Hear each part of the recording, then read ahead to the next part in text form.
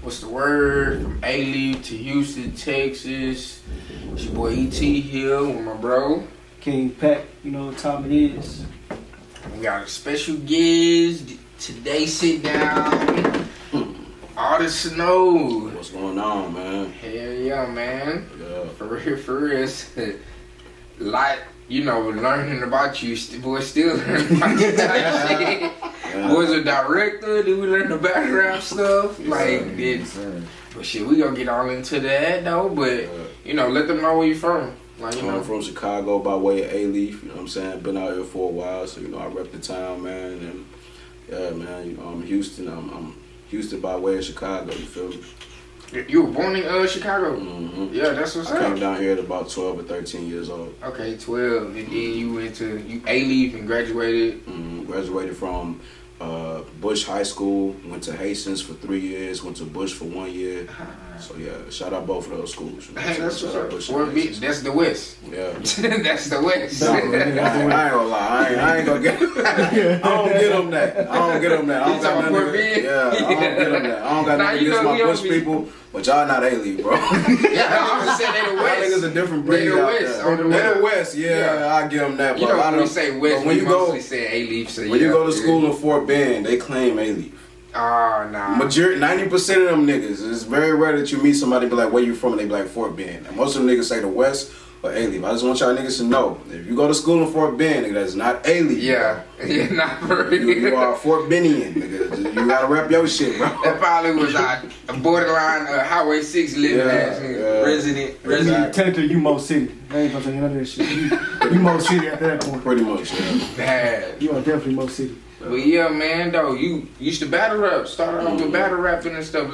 Tell us, something about that. Battle rap was like one of the first ways I got into rapping. You know what I'm saying? I started out battle rapping when I was young, and I started battle rapping in the era of what they call the rundown era, to where we didn't have time to prepare raps and shit like that. You had to have a whole fucking notepad in your head, or you just wasn't shit. I remember battle rapping in Mickey Tattoo Studio, to where niggas would just call me and be like, "Hey, where you at?"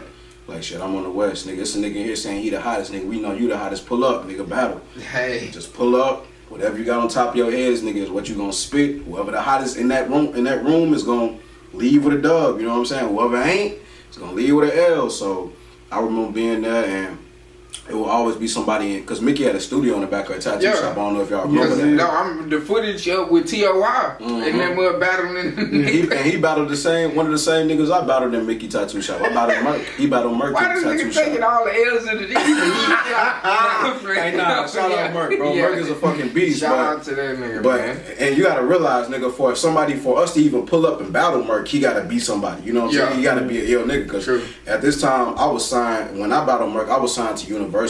I had shit going on. When Toy battled Merc, I think he was already signed. So he was somebody already. So for us to even be pulling up and taking bro serious, you had to be a beast. You feel me? Yeah. Bro's for real taking on the challenges, man. Shout out Merc. He's still doing his thing. Universal? Yeah, that's what I'm saying. So you was an artist before you even battle rapping. No. So battle rapping was what I started doing from the beginning. Before I even started recording all that shit, I would battle niggas. Niggas would call me, be like, hey, somebody is out here saying he the hottest nigga, pull up. Or I would be at Hastings and my niggas would come get me. Niggas like my brother Antho would come get me and be like, it's a nigga on main campus say he the hottest nigga, come battle this nigga. And I just go to main campus and battle that nigga. For real, meet million out here. Because this was that era. This was that era before URL and all of that shit. To the streets. Yeah, you had to just pull up and be ready at any time. Like you had to have your shit on deck. So they would just call me and I would pull up. But later down the line, I think when I was like 16 or 17, I signed with an independent label. I won't even say their name, bro, because that's a fucked up situation. But through that independent label, I ended up having a distribution deal with Universal. You know what I'm saying? So from there, shit kind of took off and elevated for me. That's how I ended up that's how I ended up on 106 and all of that shit. So that's the other thing I was about to say. You was on 106. What the Freestyle Friday or?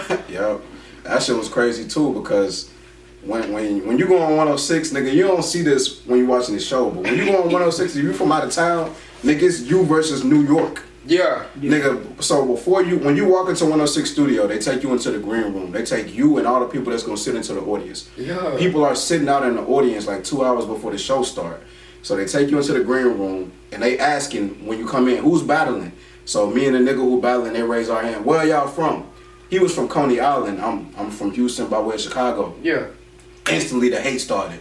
Man, fuck you, bro. We about to kill this nigga, bro. This is New York, nigga. As I'm in the crowd waiting to battle, it's niggas talking shit to me like, bro. I heard. Yeah, they basically trying to get me off my game. Like, bro, I heard the nigga you battling. Nice, you about to kill your ass, bro. You should just leave right now. Don't even stay, nigga. And if y'all go back and watch my battle, that's why I end up chopping on a girl in the audience. And people always ask me about this shit, like, man, why you chop up that girl in the audience? Nigga, the audience was the main ones talking shit. They was talking shit more than the nigga I was battling, so I went at the audience when I hopped in that hole. Nigga started chopping her ass up. It was crazy, bro, but the whole experience was cool in a motherfucker. It just made me see TV and 106 in Park totally different. That's what I'm about to say, the commercial pressure. Yeah. Hey, Terrence was an asshole. Never knew that before because he seemed so cool on camera. Roxy, she didn't even get along with Terrence. She had to tell the producer to tell Terrence to leave her alone while we was out there, like in front of everybody, bro. It was just a different behind experience. the scenes is real. That man, there's so many illusions. That's all they say. So many illusions. Shit going on It's here, man. that Hollywood shit, Yeah. bro. And the thing that was so crazy about the 106 situation was I lost when I went up there. I didn't have my hair right. I didn't take this shit serious as I should have, first of all, because I should have had my raps written before I even got to New York. First of all, because it was a great fucking opportunity, but I was so young. I was 18 and 19. I didn't take it serious. That's wild. So by the time I got to New York, my raps wasn't written. I went out to party that night before. You know what I'm saying? Was tired. You know what I'm saying? Not on my game. So when I got there, I ended up falling off my rap, having to jump back on, and the rap that I prepared, I forgot it and had to go into some other shit I already had pre-written, so I ended up losing. Yeah. So while I'm in New York, it's Thursday when we film, and niggas, the shit don't air till Friday, so I got all these people hitting me on MySpace. Hey, bro, make sure you kill that nigga, put on. I'm like, y'all niggas don't know, I already lost, nigga. The shit is over, bro. Yeah. So I got everybody hitting me up like, hey, bro, you about to do this shit? I'm like, man. This shit is not about to be. You just don't know. Yeah, but I definitely learned from that experience, nigga. I've been determined to not take an L since then, bro. I've been on my shit, making sure I prepared properly for every battle. And, you know what I'm saying? I think that's the one nigga out of everybody I battled who walked off with a dub on me. Everybody else, they already know. You know what I'm saying? Yeah, so you just didn't study and prepare yourself. Definitely didn't, man. But, you know, lesson learned, though. Yeah, I'm gonna say that's not say young mindset type, but you know when. It's semi like on some, we know we finna go to Disneyland type shit. All we thinking about is having fun. Exactly. We ain't thinking about how much money we finna spend, right? Where to stay, and the timing. But yeah, I can understand that. Yeah, because you about to go on one of the most popular TV shows in all of America, bro.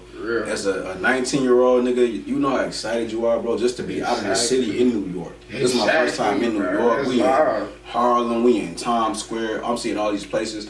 Nigga, fuck the battle, nigga. I'm just glad to be out. But then you in front of this nigga and the battle was real.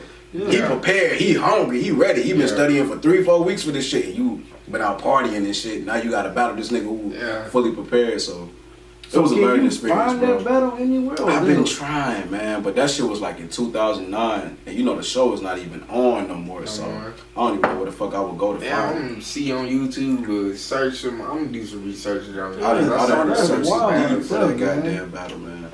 It's crazy. That's live though, but what made you wanna, become a battle rapper? What made you wanna choose that path? When I was young, my mom was on drugs, right? Okay. So one of the ways, and she would leave for days at a time. Shout out mom, she's clean now, you know what I'm saying? But this is just one of the things that happened back in the days. She would leave for days at a time, you know what I'm saying? We wouldn't have food, we wouldn't have nothing. So I would go and rap for the drug dealers. Yeah. And I would be like, if I could spit this rap all the way through, give me money. All right, nigga, spit your shit. Yeah. And I would spit it and it was hard. And I went from that to, all right, so if I can beat you in a battle, give me money. Man. So it went from, you know what I'm saying? It was really a way of survival of not for real. Being able to provide to bring some little pizzas home and shit for my sisters and some juice home for the week and just having some money in my pocket to walk around with. And I got so good at it because I had to be good in order to get some money from it. Mm-hmm. So when I actually got older and started battling niggas, they would be like, bro, why is this nigga so prolific at this shit? I done had years to study get this shit right. And at one point, it was how I ate. Like, I literally wouldn't eat for the night if I didn't get this shit right. So exactly. Yeah. Hell yeah. Man, that shit right there, that's crazy. Hey, that's I don't know, I'm speechless, bro, because I'm too busy in my thoughts of, like, everything you said, picture it in type, like. Yeah, bro, that shit was crazy. That's a movie scene. It's almost like a humbling learning experience. Exactly. It definitely was, that's bro. what I'm saying. It definitely was. Then the opportunities that it brung and stuff, type shit. I think that's how it is in life, man. I think whatever our purpose is, we find out young, and then whatever God put us through is to craft that purpose. You know what I'm saying? We was just talking about your situation with your sickle cell. Exactly, bro. Your mind frame as far as business and how organized you are, so on and so forth. That shit came a lot from the shit that you dealt with. And exactly. That's what I was gonna say about it. Like, it's the route that the survival route that you turn into. You know what I'm saying? Into actually wealth. Because it ain't I can't work for no company and work for no company forever, this and that. Because of my health, I gotta be a boss and an entrepreneur. Gotta make it happen myself. So that I can understand it all the way. That's why I'm like, was a little speechless type. But like with you like shift over to being a director, producer type. Like the skits, we did a skit, you put us on the skit and stuff, and the battle of the sexes and stuff. Tell us about tell them about that. Man, the directing and producing shit was some shit that I really had on my mind since I was young, but you gotta remember, since 6 or 7 I've been writing music. I've been performing in talent shows and shit since like 10 or 11, you know what I'm saying? This is some shit my mom and my dad saw me young. They would put me in talent shows, they would give me little studio programs, microphones, shit to harness it. So I've always been thinking about doing videos. Like I would lay down at night, I would be listening to my songs in my headphones and I would be making videos in my head too. You know what I'm saying? But I never actually got into it. So when I actually got a camera and I had the money to get a camera, I was like, you know what, bro, this is some shit I really want to take serious. And not only that, but I saw niggas was getting money from photography and videography. I'm like, for real. I gotta get some of that fucking money, bro. So they say you got a camera, there's a whole bunch of ways to get bread. Man, it's I don't even want to get a game away like this. But get a game away. A camera is an ultimate hustle. There's so many ways you can eat from it, bro. You know what I'm saying? So when I actually got my camera, I started making money from it. I started out with like a Canon 250, a horrible little camera. I started doing photo shoots. From the money that I got from the photo shoots, I got a Nikon 5300.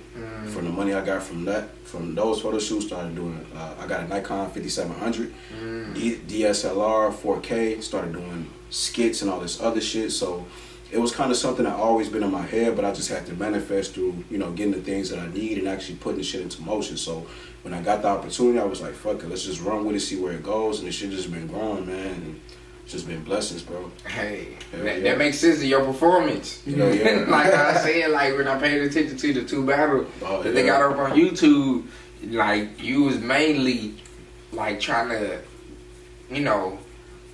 grab the crowd. You weren't even worried about who you was battling. You was worried about the crowd loving you type. So that makes sense. The talent shows and all of that, you've been cold with your performance and been working on your performance type. Had that type performance ability.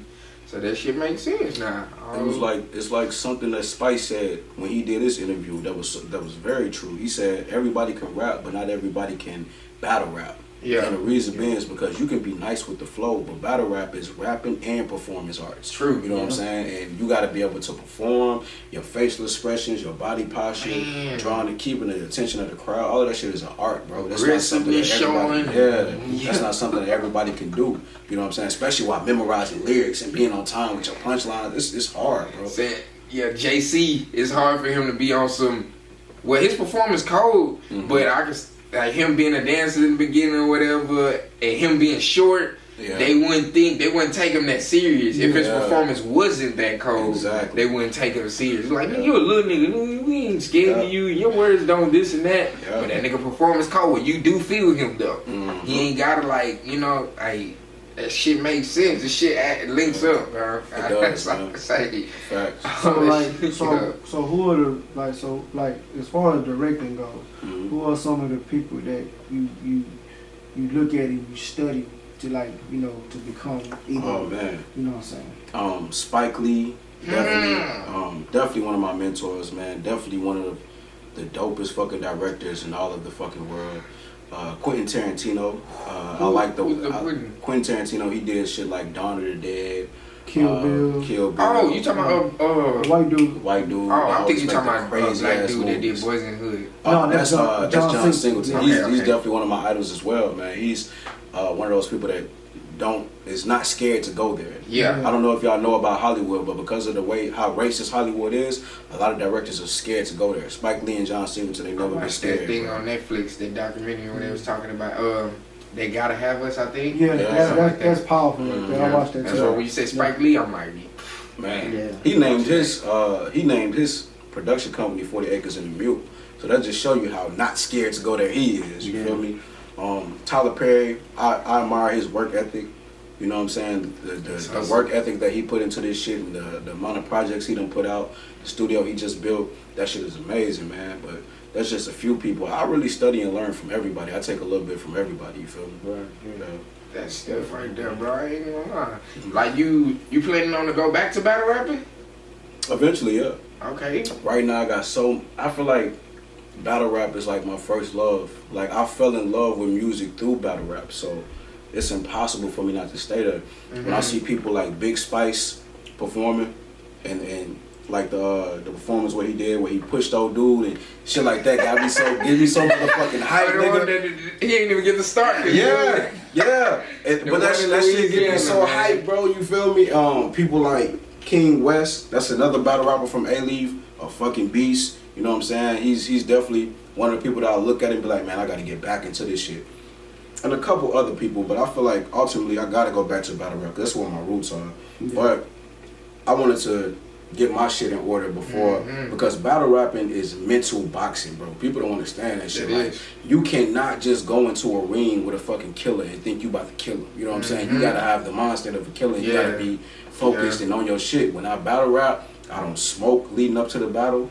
I exercise, I drink lots of water so my mind is sharp and on point. It's really like boxing leading up to a boxing match. So if I'm gonna take the shit that serious, I gotta have the time and the focus to do so. So that's true. That's who your like favorite battle rappers? That's like URL or any other leagues. Off the top of my head, I fuck with Big Spice, of course. Yeah, that's what I'm saying. He's one of my new favorites. Watching him, I love his aggression. I love his wordplay. I was just telling homie, man, all it takes is for him to and he's getting better every battle, but when he tighten that shit up to where the point is no air, it's airtight, that nigga's gonna take the fuck off. It's gonna be no more motherfucking shotgun shoot. Man. Big Spice gonna take your spot now.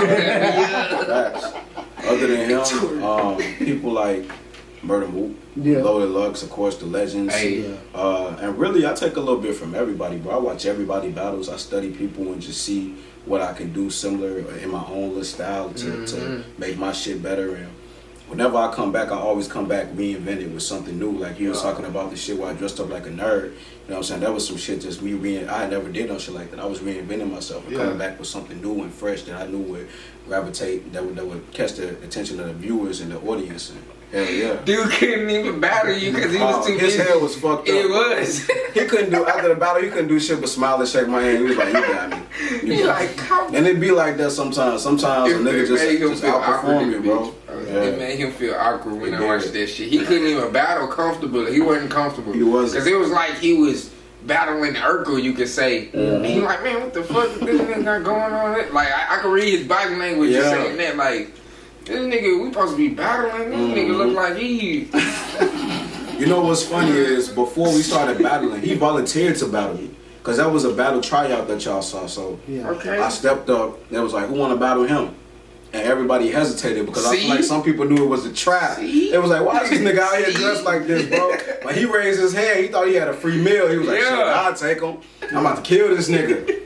Got up there. When I started really spitting, he dropped his head. He was like, damn, what the fuck I do? Like, nah, it's too late now. See, that presentation made them, nah, you got this one, bro. I don't know what this is. That's that don't judge a book by its cover moment, right? Because they for real did judge them on that video, really did. You heard, and you if you watch the video, you hear niggas snickering in the background. Am I way I'm dressed and shit? They like, no, for real, niggas is like, niggas in the back behind them type on some like. It was probably one or two niggas out there that already knew me and was like, watch this. No. Everybody else is looking at me like, nigga, what the fuck this nigga got going on? That shit was funny. You did say King West. Because King West was prepared. He was laughing the whole time. Yeah. He had his camera like, y'all niggas just don't know. I swear to God, he was. That shit. Dude went up to King West, man, what the fuck?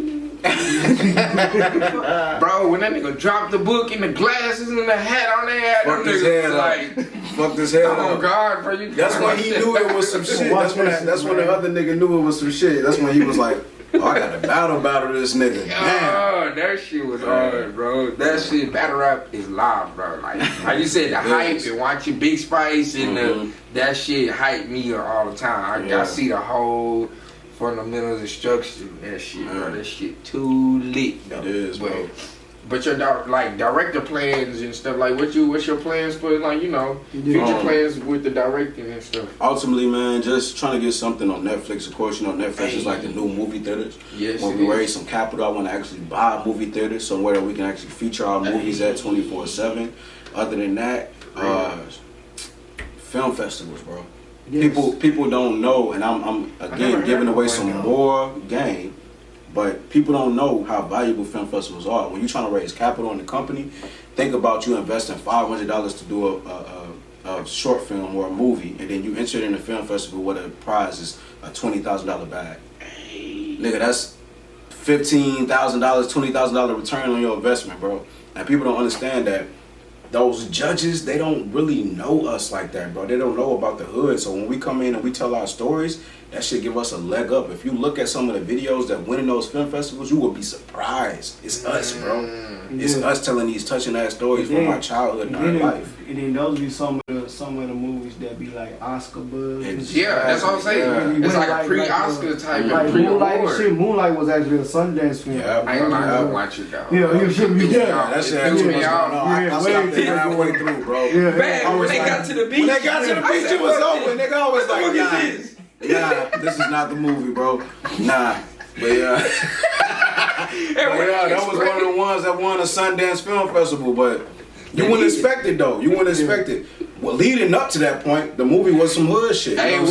It was going through. Yeah. It was. After that shit, it was a wrap, bro. I had to cut that motherfucker off. And then I understood it when on Netflix when they gotta have us. When they broke it down, then I was like, okay, I understand it, but I'm not gonna finish the rest of it.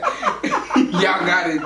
I'm a big believer in programming of the subconscious, bro. I believe a lot of the shit that's going on as far as homosexuality nowadays is because of movies and shit. True. Yeah. People don't understand that when you get your subconscious program, that shit is with you, nigga. If you don't know how to properly clean and clear your subconscious and the bullshit they program in their mind, you gotta think about it. They call it a TV program for a reason, bro. They really brainwashing you in, bad, bro. Exactly, bro. So you gotta be careful about what you watch, man. Hey, that's facts, for real. For real. Yep. So you got that, like, okay, the 2020, we already said your future plans on the, the just going towards film festivals and trying to do more. My ultimate goal, man, is to kind of make a Hollywood in Houston. You know what I'm saying? Because Houston don't have. Need one in Texas. That's the whole part of the podcast. We need one in Texas, dude. So we got the same call. I don't want to miss you. Creators Compass, if I'm saying that, no, Captivators Compass. Yeah. That is. To tell us more about that right now. So we just rebranded Captivators Compass as Artistic Catalyst Club. We took on a couple more partners, and when we took on the partners, we rebranded, which, is something that you're supposed to do anyway, because I had the Captivators Compass for about 3 years. You're supposed to rebrand every 3 to 5 years anyway. So that's something that I started building, I think, in about 2016. I started out with a group of actors. We started doing skits, we started doing web series, short films. That was kind of me learning the business, learning about photography and editing and all of that shit. So actually after I got that shit, I started doing more, and that led to me getting more partners through the ACC, the Artistic Catalyst Club. So what we're trying to do right now is pretty much just bring a Hollywood to Houston, because like I said, and I told y'all this before, we don't have a big film scene here like LA. Or like Chicago, you know what I'm saying? Or like Broadway in New York, or like stage plays and shit in Atlanta, you know what I'm saying? The opportunity is here, but the film scene is so small. Big enough for it. Exactly. I remember in, what was that? I think last year or 2018, Michael Sterling held like one of the biggest film mixers in all of Houston. and all of those prominent directors, they could fit in one room. You know what I'm saying? And at the Post Lounge on Westheimer, you know how small the Post Lounge is. Yeah. So that's how small the film scene was, and you had all those people who were like serious directors and actors and producers there. Yeah. But think about if that shit was like in Hollywood somewhere. That shit would have had to be at the convention center, my nigga, like at somewhere large, 1,000 seats. You know what I'm saying? So that's how small the film scene is here. So like I've been telling people, if you're doing anything as far as film, if you're doing short films, if you're doing skits, if you're doing even a podcast, bro, you are going to be a pioneer of this film shit in 10 years, bro. Exactly. People are going to be talking about how you started this shit. Exactly. When we get that Hollywood here, which is coming, yes, we see is. it growing slowly but surely. Shit, But right now, whatever I can put my hands dirty to make that shit happen. Hell yeah. All these platforms needed for Texas. I look back at the picture we all took at the thing. I'm like, oh, that shit really like motivational type shit. It is, bro. It's a bunch of motherfuckers coming together and like trying to create something that's like some wild shit. I was looking at that picture, I think, a couple nights ago, and it tripped me out because I was like, they don't even know. Some of these people in these pictures are going to be millionaires, bro. Some of these people, we're going to look back at this picture like, this motherfucker really did it, bro. That's how if not all of them. Yeah. If not all of them. So, like I said, bro, we on to something. And the thing about making history, you don't ever know you're making history while you're doing it. Yeah. You don't know until after the fact, like, damn, we really did that shit. But if you really sit down and meditate on what we're doing, okay, there's really no other prominent directors or producers that you can name out of Houston other than Michael Sterling. Yeah. And he just got famous because of the Hurricane Harvey film. That's how we know him. So before him, who was it? Because that shit just happened in 2016. Yeah. Nobody. So that means we're in what they call blue waters in business. That means there's virtually no competition. Exactly. Right. So that nobody else doing it. Exactly. It's wide open for us to grab it and run with it, bro. Exactly. It's crazy. And making history, most of the time history is made because you're fixing a problem. Exactly. Or providing a service that needs to be provided. Exactly. Yeah. For real, bro. So do you remember the very first skit you ever did? Damn, I do. And it was horrible too. It was horrible, not because of the actors, but because of my directing and my editing. The very first skit I ever did was at the Bridges on Eldridge and Westheimer. We did a skit about how women are the new men and how they ask for sex. And it was with an Indian guy named Abed Khan. And it was with this black girl I used to work with named Nefertiti. I think I remember. Cool as hell. They did a little skit to where she had went on a date with him, paid for all the food and shit, and then when she got to his door, she was trying to smash, basically. Yeah. That was the first skit that I ever put out, and I remember how good it felt to get that shit completed, put it out, get people's opinion on it. I think it only did like 100-some views, but it was still just something that was special to me because it was my first little baby, you feel me? So, that's hard. Hell yeah. So, you want to freestyle, spit some bars for them? You know what I'm saying? Already. Give them boys some bars, We got the Johnny Ray Skywalker beat. Already. Real instrumental. Seems like you ready. Call me Ray Skywalker. And Johnny Skywalker is this nigga. So I'm doing the beat. I'm doing the beat by this nigga PATT, man. This nigga, I didn't even know this nigga produced. I just found out today. Hey. When he told me about this shit, the shit was so hot that I was like, nigga, I gotta jump on one of these motherfuckers. So, you know what I'm saying? I'm gonna just freestyle on some H-Town shit. I'm gonna bring it back in the day. If you went to middle school with me, you know how I used to do it back in the day when I do it, you know what I'm saying? Say. Yeah. Man, I'm coming down. New crown. And you know we probably out that H-Town, but it's new Chucks, new Blazer. Fly as hell, I shock them hoes like a taser. Don't hit me on my pager, holla at you later. I chew a bad bitch up like now and laters. I like to smoke, me and my niggas hit the vapors. I roll them swishers, I ain't fucking with no papers. I shred a bitch pussy, send it through the grater. Then after that I might degrade you. Man, I'm coming down. I know about them swings. I like a trunk. That motherfucker bang. Yeah. That pussy got some tang. But that's cool though. Probably catch me with a new hoe. Bam! I do it big. We call that sumo. Yeah. I got that new flow. Yeah. I might be sipping Nouveau. Might be with your new hoe. I do this shit like 2 pros. I'm too old, but fuck it, I still go in. And if you know me, you know I spit that shit that bend. The whole atmosphere, the whole space, the universe shit. I come through inside that drop with that universe kick. That motherfucker hit 0 to 60 in 2 seconds. And if I come through with 2 Britneys, I'm not guessing. The Smith & Wesson might be parked at the Western End. And I might slide in your bitch and her little friend again. I like twins, and I like a Benz, and I like the rims on that motherfuckers when they hit, and gotta swerve them potholes. Might be on beach nut, or I might be in your beach guts. Facts. Yeah. Shit, man, it's cold as fuck, bro. Hey, y'all hit this nigga up for these motherfucking beats, but this nigga just let me hear a whole mixtape. This shit's solid, bro. I will be returning soon. Hey, real shit. Oh God, for real. Real shit, man. But hell, yo, yeah, your delivery to speech clear. Then the bitch, like for real, that shit still performance is clear, fun, and you know what I'm saying. It's been a while since I did that shit. Yeah, that's what exactly. That's why we keep the dribble, keep the practice, keep the freestyle alive, man. Cause certain people, not saying you forget, but you know, new generation. Freestyling is rapping the whole track. Bro. It's a lost art, yeah. Man, we Texas, actual bro. freestyle. We Texas do this shit for fun. Exactly. Like so. You know what I'm saying? I think Houston is really the ones who started the freestyle shit, because you got to think about up north.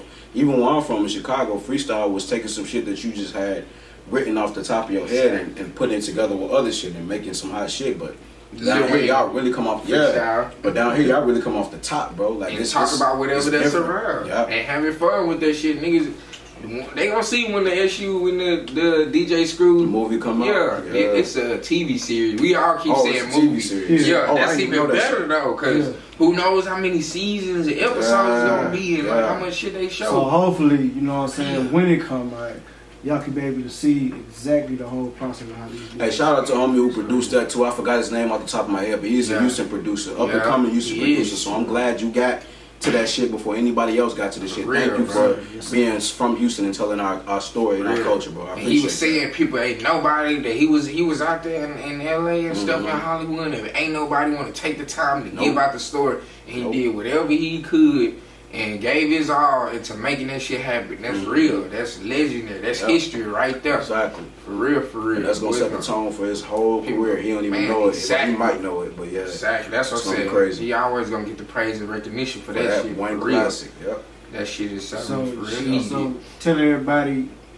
what's new and upcoming this year and further on. 2020. All new projects you got. So right now, man, I got a mixtape out right now called Hurricane Snow. And this is like the first mixtape I dropped in like 3 years. I put it on distribution websites like TuneCore, BearShare. This been getting so much love as far as that piff goes. I have people messaging my management and me from overseas and shit talking about the mixtape. And one of the things about the mixtape, about all my mixtapes, I think, is that I always try to include like a level of substance to where I'm talking about the shit that's going on in the world with police brutality, racism, so on and so forth.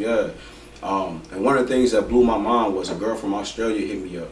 She had listened to the mixtape, and I got a song on there called Black Boy Blues, where I'm talking about just how unvalued black men are in this fucking country, right? Yeah. And she couldn't believe some of the shit I was saying in the song, and she had questions about it. She was like, yo, so cops are really just killing y'all for no reason? Yeah. Okay, well, y'all are really just out there going through all... Yeah, like, it's really... The racial tension is high right now. Slavery. Yeah, we're being hunted, bro. Like, now they making it legal with doing that through cops. Exactly. So, it's crazy to see shit like that to where people is appreciating the music overseas and shit. Yeah. And I think it sucks because that's the type of shit you have to do as far as Houston goes. So you have to go outside of Houston, get popular, and then people in Houston will appreciate you. But that's pretty much the main point of this podcast. Yep, to kill all of that. Yeah. Being too trill, too player to support, nah, bro. And I appreciate that too, man. And I feel like this table, bro, is something that I don't know if y'all feel like this yet, but this is something that certifies niggas as far as Alief in Houston goes. I feel like if you sit at this table, nigga, you really somebody. You got some shit going, bro. Exactly. Y'all ain't never just had no rinky dink ass nigga at this table. If somebody at this table, bro, they pushing they shit. Yeah. They got a following, they got shit going for themselves. So thank y'all for giving enough us that platform. They straight action. Exactly. That's the name of the damn shit. That brand name. Enough talk. That mean a lot. Some people, if it got us good and bad, the bad and people be, alright man, fuck what they talking about. I ain't even enough talk what the fuck they talking about. You know, people always gonna have they whatever little hate. The hate gonna always be there. But the good, enough talk means straight action. Exactly. Doing it. Yep. You know what I'm saying? On go. All that time. So when you out there working and you grinding and you posting and you know other shit, we see that shit. We know that shit. Right. You know what I'm saying? Just be ready. You know what I'm saying? Whenever we hit you up and say we want. Exactly. We're gonna announce that shit. We need people like people that are bigger outside of Alief to come back and humble themselves and support this podcast too. People like Maxo Green, people like Toby. We'll see them soon. You know what I'm saying? Definitely. We need y'all to come back and we need y'all to certify this podcast by sitting at this table and talk to people that's from y'all hometown, y'all area, man. And making this shit official, you feel me? So this we ain't even at the first half yet. We at the second quarter. Exactly. We started in October. December was the first quarter, the first 3 months. We South by Southwest is gonna be the half mark. And then after that, shit, it's gonna be way more and then some. And then that's why I say in the beginning, Alief, Houston to Texas. Alief, that's where we from. We see a lot of shit going on in Alief. I'm gonna put where I'm from on my little district area where I'm from on, not saying first or whatever, like on some selfish stuff, but I'm gonna put my familiar people first. You know, like my familiar people that I know first. And then we gonna. Because you gotta think about it. You know what I'm saying? When you was young and you would go to your grandma's house, you know what I'm saying, and everybody would be in the crib, y'all would fight amongst each other or do whatever, argue or whatever the case may be. But when y'all left that house, couldn't nobody fuck with your cousins, your brothers, your sisters. It had to go down. It gotta be the same way. You gotta take care of home first. You know what I'm saying? So, yeah, exactly. So gotta take care of home first. I'm calling these my brothers. For real. And you know, that's something I want to ask y'all, man, because you, E.T. and Juice, who's not here, but he's one of my favorite fucking people right now. Fucking hilarious. Y'all niggas are so fucking different, bro. How the fuck did y'all end up meeting and meshing the way that y'all did? I met him in '98. Yeah, we childhood friends. Childhood so how old was y'all? Brothers. I was 8 and you was what? Shit, elementary. Yeah, something like so 5 or 6. We met at the bus stop. So he had to be 3rd grade or 4th grade. I'm 1st grade. At the bus stop. That's how we met. And then that's Padera, Club Creek, Bissonnet. That's our neighborhood. All of, you know what I'm saying? Everybody know each other over there. And like me, how I'm like, you know, I got a good heart, but I ain't no friend ass nigga. Like, you know what I'm saying? Like, I stick with my family and with who I know. I ain't open up to just anybody unless it's really like business. And I learned also, but I learned the path of opening up to everybody and just welcoming everybody in, this and that, and they fucking the nigga over, this and that, all of that, whatever. But that's where I started sticking to my family and also sticking to people that I know that's doing something. So that's 2 in 1. He did the beats. He know the process. I did parties. I did all, you know, the jerking, did the click stuff, did the party stuff. I know the process in the game. I know how to take the L. Bro did his beats. He know how to like not be greedy for, you know what I'm saying. And then with Juice, I met Juice in 2009, and then I pretty much we always he left the apartments, but me and my god brother Prince, We always pull up on bro. We never left him. at that one point in time, you used to come outside, chop it up with him, bro. You know what I'm saying? And I know them. I know him and Prince. I know how they go. And I knew if Juice was a cool nigga. He a cool nigga. I bet. He's all good now. Bro, into the family. And that's how we got. Ain't that crazy how God work, bro? Some shit. Y'all bond going back as far as 98, 99. That's led to y'all doing something that's gonna take y'all to millions eventually, bro. That shit is crazy how God work. Bro. That shit is crazy. Talking about we laugh all day, chop on deep shit. Yeah. Probably might even argue or some weird shit. It doesn't fucking matter. At the end of the fucking day, bro. It ain't even no argument. Matter of fact, think about we never fucking argue. What we do is really tell each other about what's real situation. Like, you know, it don't matter who's slipping up. It's like, all right, bet. We gonna really let you know. We're gonna be on your ass. Gonna let you know. Hold on, when you do that shit, bro, that shit don't work out with that shit. Come on, bro, get on your shit. When we doing that shit, like you tell me shit all the time. We doing that shit. All right, come on, man, get on your shit. What's up? What's the update? What's the update? You got it? Okay, bet. All right, bet. Let me know when you got that shit. You know how valuable it is to have brothers like that in your life, man. That shit is powerful, bro. To have somebody that's gonna correct you when you wrong and make sure you're doing what the fuck you're supposed to be doing when you're doing it. That shit is powerful, especially if it's somebody that you equally respect. Exactly. Not hold you down, somebody lifting you up. It ain't dissing you. It ain't talking down on you. It's just how you describe. I'm laid back. He didn't, you know what I'm saying? And sarcastic, straightforward. And then Juice is the wild one. That's exactly how he was. It's been the same exact way. Exactly. Every time we link up, it's pretty much a fucking movie every fucking time. Because every energy can just align together. Exactly. It might be one day we all link up and I might be the wild one.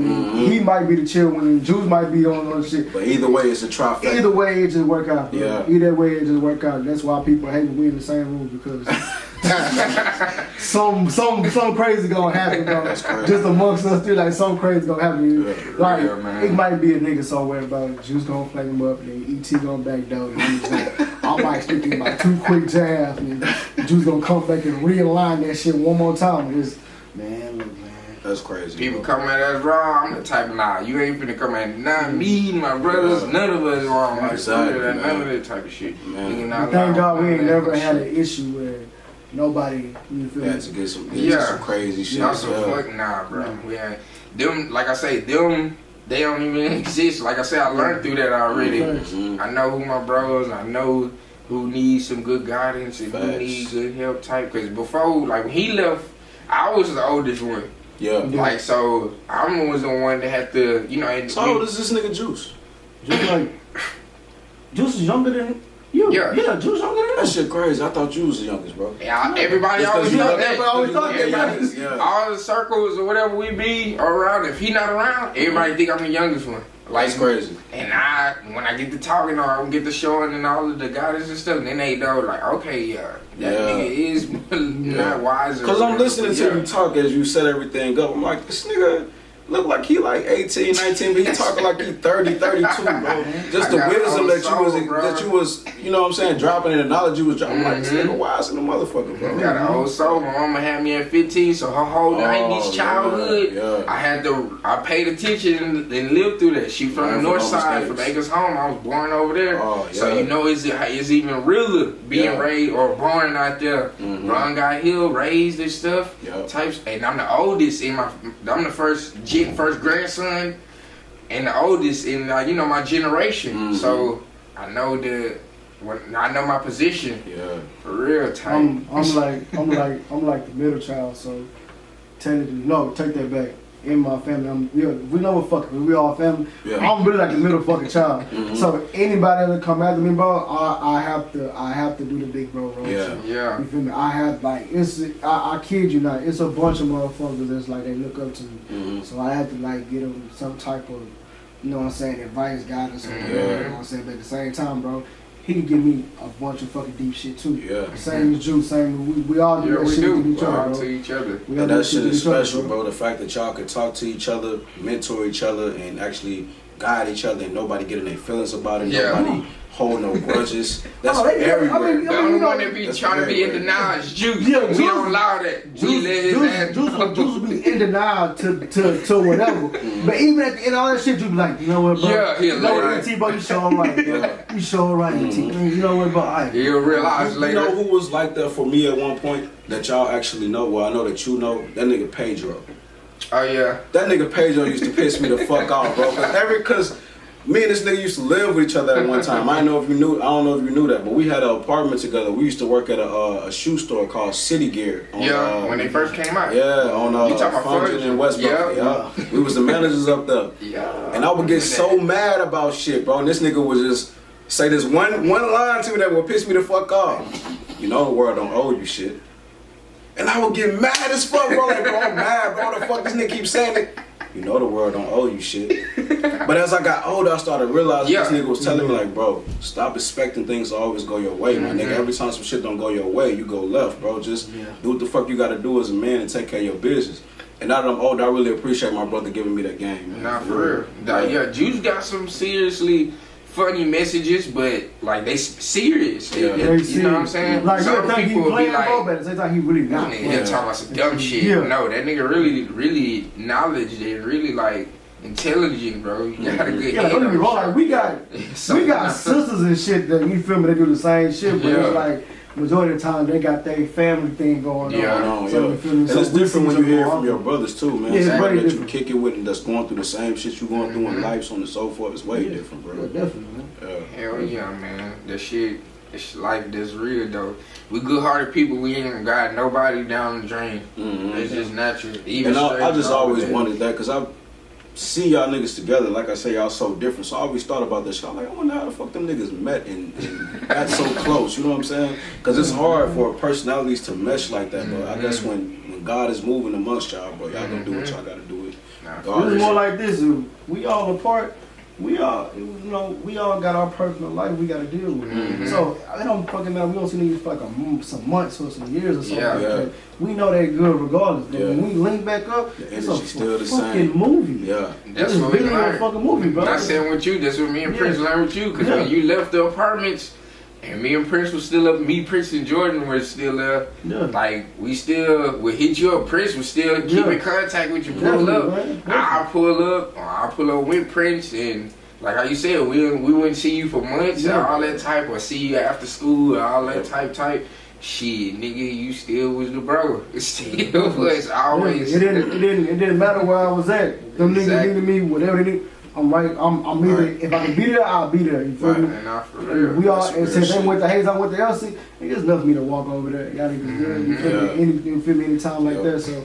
Yeah, skipping school, pulling up to your man.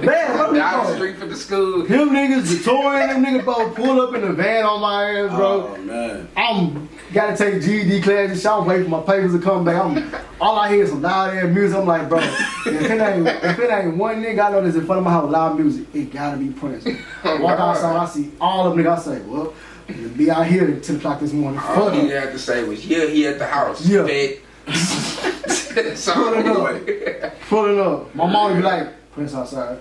Alright, what's that? Alright, that's Booty outside. Okay, Booty outside. Fuck man. That's special, bro. That's a blessing too, bro. That is. For real, for y'all to have that connection. It's a blessing. And like how you, with the movies and stuff, that's why I say like me, my life, and from the health to the bonds and to the growth and all that type of stuff, is movies and it's TV shows and it's books that I really want to write on that shit, because it's for real like experiences that happen that like how you said, every scene is like a movie type. Every scene like a movie. So like boys gonna hit you up on them type of plans type for real. Definitely. Let me know, want a movie, like those my later game plans for real. I think that'd be like cool as hell, because you gotta think about it. The idea of sickle cell is such a broad idea because so many people experience it, but we've never seen a movie or I've never seen a documentary that go deep into people. Like, y'all deal with so much shit, bro. So much touching shit. It's crazy. With that. The lifestyle, the growth, the growing up, and the health. A whole bunch of books and documentaries out there, cars. But you want to give them your social sites, your links, your definitely. Y'all go follow me on IG at Hurricane Snow, Hurricane_Snow_. Follow me on Facebook at Aldus Snow. Follow me on Twitter at Wicked Truths, Wicked_Truths_. You know what I'm saying? I follow back all of that shit. I got content on there from music, videos, skits, so on and so forth. So y'all get in tune, follow me. You know what I'm saying? I'm gonna show some love. You feel me? Yeah, Definitely, man. oh, man, though, but shit, that's enough talk for you, man. Yes, Definitely, sir. man. For real. In the words of my brother Juice, you ain't gotta go home. You gotta get the fuck up out of here, man. Like, follow, subscribe, all that. You ain't paying attention now, you gonna see us soon. Yes, sir. Yes, sir. EnoughTalk Podcast, you stupid. And again, man, thank y'all for having me, bro. I'm honored to be here. Definitely. Yeah. Hey, man, we appreciate you, you know, having us a part of your crafts, the skits. Thanks, man. That you got a whole, like a movie or something? Short film? Yeah. Oh, yeah, short we will film. be in a short film. Yeah. Rated by this man right here. Yes, Y'all be sir. looking out for that. That shit's gonna be fucking hilarious. The script too loud. Bro, I was sick when you sent me that shit, and I was sitting there like, man, I was dead ass at work. I was couldn't like, laugh hard. I was like, hold on, I got a message, bro. Oh, she's this. Okay, bet. I'll read that shit while I'm at work. I say, oh yeah. I like, man, fuck this job. I'm finna check this shit out right now. Hey, Fuck out of here, that bro. shit was too lit. I had told my short, I said, bro, I think I'm in a short film. She was like, what the what? What? Hell yeah, That's man. loud, That's man. real shit, man. But yeah, you know what time it is.